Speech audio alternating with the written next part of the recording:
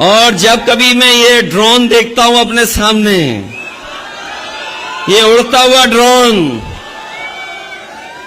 मुझे याद दिलाता है कि 2000 रुपए में कहीं चिप तो नहीं लगाई हुई है। यहां तो किसी की जेब में 2000 रुपए की चिप नहीं होगी, न रुपया होगा। पत्रकार साथियों, आपकी जेब में तो नहीं है, क्योंकि यही ड्रोन ढूंढ लेगा आपको। ये ड्रोन केवल हम लोगों की फोटो नहीं ले रहा है, ये 2000 रुपए चिप लगा हुआ ढूंढ रहा है। बताओ ये कैसी सरकार है जिसने 2000 रुपए छापे और 2000 रुपए बंद कर दिए। ये पहली सरकार है, और केवल 2000 रुपए नहीं बंद किए थे। याद कीजिए, इन्होंने पूरे के पूरे रुपए बंद किए तो कहा था कि भ्रष्टाचार नहीं होगा, आतंकवाद खत्म हो जाएगा अगर रुपए बंद हो जाएंगे।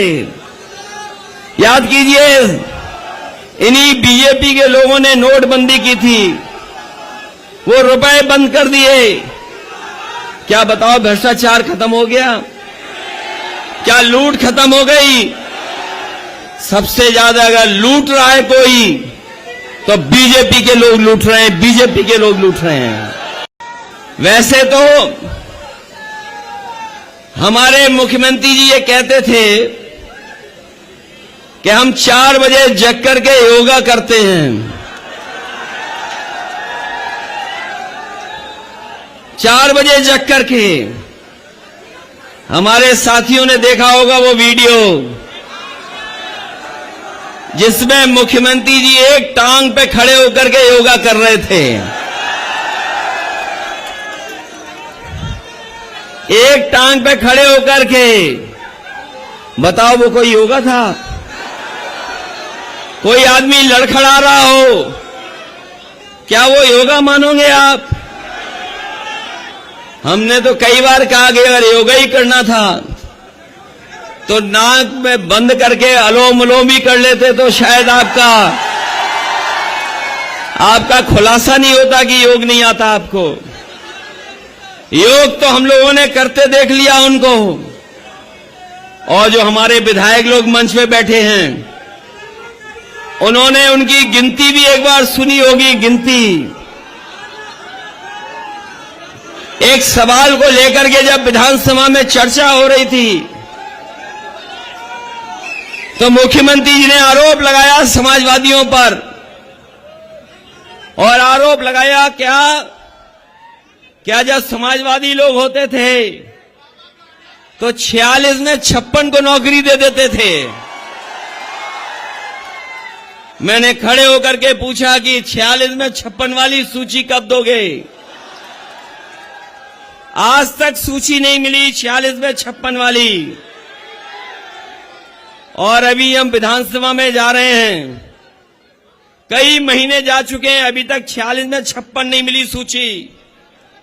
हम लोग सूची भी मांगेंगे 46 में 56 वाली, और उनसे ये भी पूछेंगे, बताओ नौकरियों में पीडीए वाले कहां हैं? पीडीए वाले, ये जो पीडीए का नारा है हमारे साथियों, ये पीडीए का नारा कोई मामूली नारा नहीं है।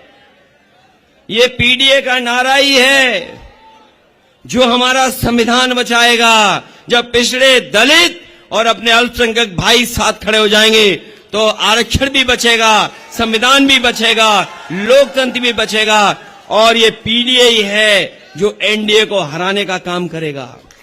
यही कानपुर में एक बीजेपी के नेता ने एक किसान से 6 करोड़ रुपए का चेक देकर के जमीन लिखवा ली, और जब किसान को पता लगा कि उसकी जमीन की कीमत ज्यादा भी हो सकती है, लेकिन बीजेपी का नेता बहुत होशियार था, उसने उस सीधे साधे किसान से कहा कि चेक में कुछ गड़बड़ी है, हमें वापस कर दो, हम तुम्हें दोबारा दे देंगे।